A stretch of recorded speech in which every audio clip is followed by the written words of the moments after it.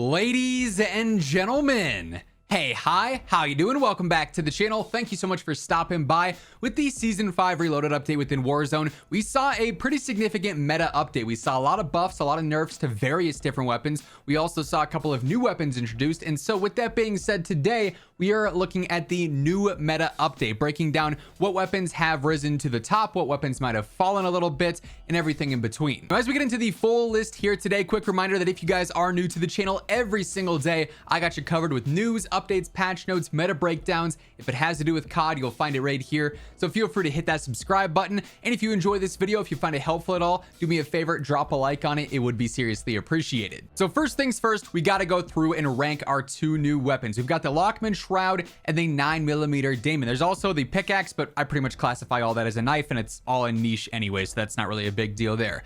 Initially though, the Lockman Shroud, by far the most average SMG that we have in the game. I mean, this thing is just mediocre as can be, and it's fitting that it lands right next to the M16, the most average rifle in the game. They're both burst guns, and neither of them excel. Like, this thing just does not do it. And I really got to preface here, because you'll see on paper, once all the TTK stats and everything is data mined for this gun, on paper the Shroud looks like it absolutely fries.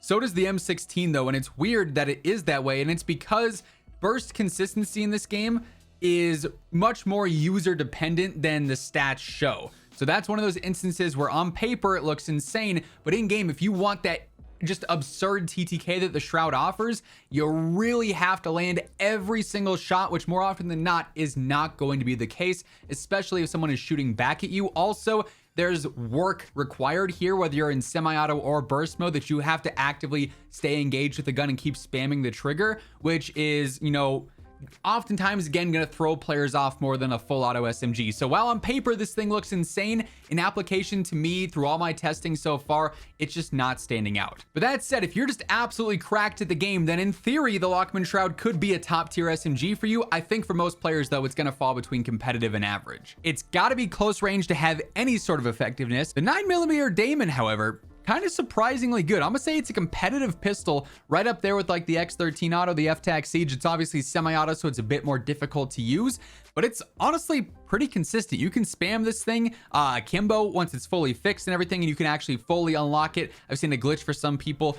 It's gonna be a solid close range option for sure. Like, it's not too shabby at all. That's kind of surprising in my opinion. But now, outside of the new weapons, we've got a very lengthy list of all sorts of weapon adjustments that I have written down here to my right. So if you see me panning over here, that's why. In getting into these, initially here, a lot of the sniper support options got updates. The FR Advancer, they reduced its hip spread, and its close damage and far damage got buffed. So pretty much everywhere you're fighting with the Advancer now, it's going to feel better, which is very nice to see. That absolutely makes it one of the best sniper support options in the game. It already was up there, now it's even more effective. It's not something that is going to make it stand out more than every other sniper support option to be absolute meta per se, but it's definitely ridiculously good. The SAB 50 actually was buffed a little bit. It got an ADS buff and an ADS movement speed buff, so decent there. It's still a pretty unforgiving weapon in general though, so I mean, you could say maybe it's competitive up there with some of the other marksmans and whatnot, but really it's average competitive at best.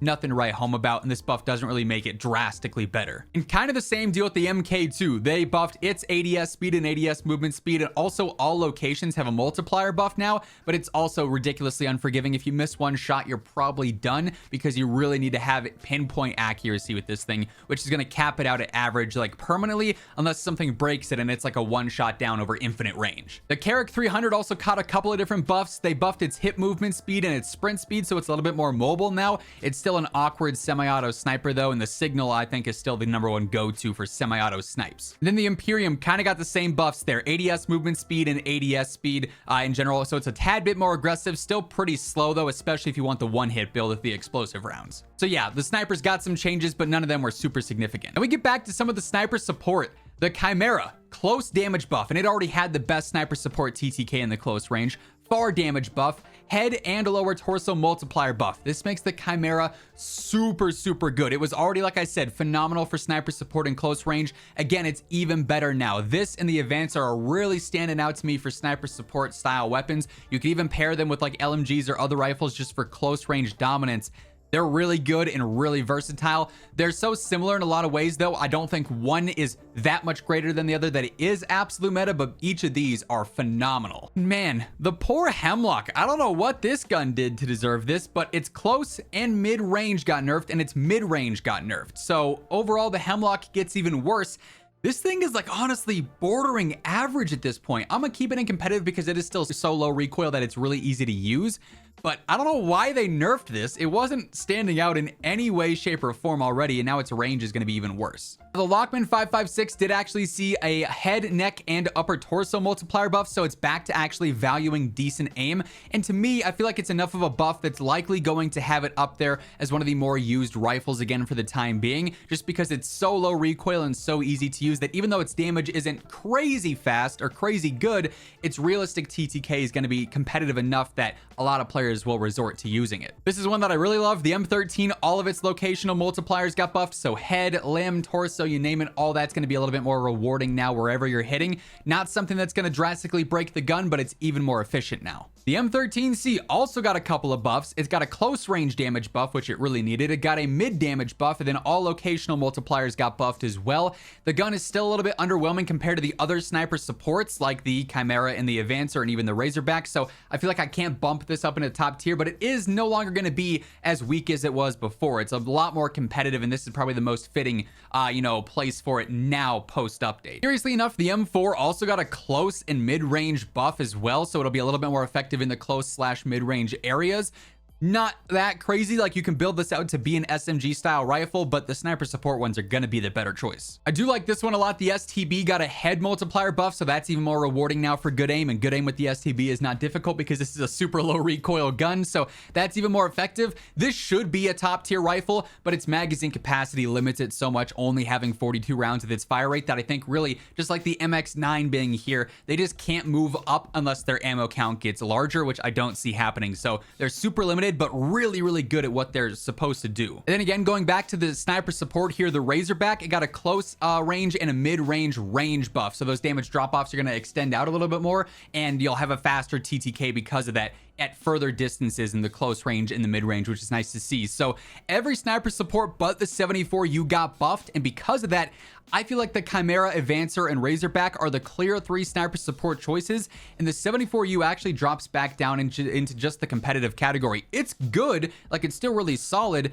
but these ones definitely outclass it now, especially the Chimera and the Advancer. Those two, like I've been ranting and raving about in this video, are just so nice. Also, the Razorback can be built for long range better than those two can, so that's a bit more versatile and also keeps it up in this top tier area. Now, the Cronin Squall did actually see some more nerfs. They nerfed the head, neck, torso, and limb multipliers, but multiplier nerfs are not going to take a gun from being broken to, trash and nerfed into the ground. The Cronin Skull wasn't broken by any means, but it was really, really good. Now it's just a lot more in line with some of these other long-range guns, like the RPK, like some of the rifles in the M13 and the 7.62. It just basically brings it back more in line. I still feel like a lot of people are probably going to flock to this, though, just because they're familiar with it at this point. Speaking of the RPK, they nerfed the close damage and the close range, but it got a headshot multiplier buff. So you're not really using the RPK in close range. You're not gonna use it there unless you're pre-aimed and someone pushes you, right? It's meant for mid to long range. It's not a significant nerf, but it's nice to see that headshots are more rewarding now. Still a top tier option, and one that I think is probably going to increase in pick rate a lot this half season. Little bummed about this one. The MG38, the Sakin, got a neck, upper torso, and limb multiplier nerf, so good aim is going to be a little bit less rewarding here. Its overall TTK is still competitive, but it's no longer going to be that standout low recoil, high TTK option that we talked about a few days back. They're definitely, managing this one's recoil and bringing its damage a bit more in line with some of the other lower recoil options. And a couple of shotgun nerfs. The Bryson 800 and 890 each got lower limb multiplier buffs. Nothing drastic enough to make them broken or stand out. Now, this is one that is definitely a little bit meta shifting. The Bass P, I'm bumping it up into top tier. It's been a long time coming. The Bass P's gotten a lot of buffs now. They just recently buffed the neck, torso, and limb multipliers. Its TTK is finally to the point where it is competitive. First 8 meters, 9 meters, it's decent, but then 9 to the mid-range, it's really, really fast compared to the other SMG options. Pretty low recoil, like it's a solid SMG for sure now, and definitely one of the better options at the moment. The Fennec also got some solid buffs, neck and upper torso multipliers. The problem again here is that ammo count, especially with this TTK and with the health now. This thing's fire rate with its 45 round mag is not enough to compete against these other options. Even though it might kill quicker than some of them, it's held back because of that ammo supply. So it's going to be stuck in competitive, just like the MX9, just like the STB. And then lastly, the Vel got even better. Its limb multiplier got buffed, which is really nice to see because this thing was already so good and so close to having like one of those top TTK options in that first damage range, but some of its lower body multipliers and whatnot, some of its lower multipliers in general, were holding it back some. This is going to make it even more lethal, even more efficient. So like for sniper support, top tier choice for sure, and just general SMG gameplay now, this is a standout as well. I'm also really at this point, the ISO and the MP5 are so similar to one another. I feel like it's got to drop back down into the top tier area. And we're not to the point where, you know, the SMG category, pick your poison. Vel phenomenal, MP5 phenomenal, ISO phenomenal, Vaznev just behind that with the Bass P and the P90. Even the Hurricane is a great choice right now too. So many good choices in the SMG category in general that I don't think the ISO, even though technically it has the best TTK at all ranges, you might be more comfortable with the control and the Lockman, and that's why you win that close range gunfight. It's not definitively the #1 best option, really close to being it, and it's probably my personal choice, but any of these are so good. Like this meta is very healthy right now. Close range, any of these SMGs work well. Sniper support, Chimera, Advance, or Razorback. Razorback even for long range. The rifles now are a bit more competitive with the M13 and the 7.62 up there. LMGs, I really feel like are the ultimate long range meta. They're just slow and heavy. Like for me, the RAP absolutely is a standout. I'm actually going to drop the RAL back down into the competitive area. And this is just because basically with this, it is solid for sure. I will put it there between the rifles and the snipers. It's solid for sure, but its damage and its recoil, and when you factor in that accuracy, it's not going to be as good as some of the other options. But I mean, the RAP is a standout to me. The RPK is looking solid. The TAC V is still usable. The Cronin is still usable. You got a lot of options right now, which is really nice to see. I think this meta update did a pretty good job at balancing the general meta. But that being said, that's how the meta shakes out in the coming days. Probably tomorrow, most likely, we're gonna be breaking down the best loadouts for a lot of these top tier weapons, the top 10 best, setups in the game. So stay tuned for that alongside everything else going on in COD. Make sure you are subbed with those noties turned on. And if you enjoyed the video, if you found it helpful at all, do me a favor, drop a like on your way out. But once again, thank you so much for tuning in. And until next time, take it easy. Have an awesome rest of your day. And I will catch you guys later. Peace out.